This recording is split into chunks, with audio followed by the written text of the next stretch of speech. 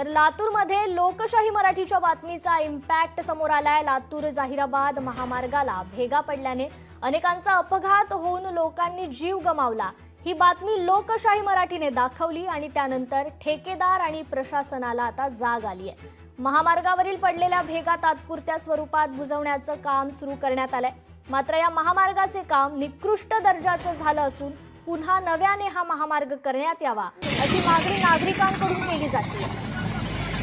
लोकशाही मराठीच्या बातमीचा हा इम्पॅक्ट आहे। लातूर जाहिराबाद महामार्गाला भेगा पडल्या होत्या।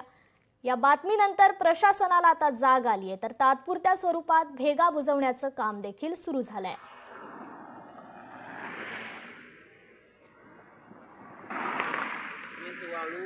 जेव्हा न भरता हे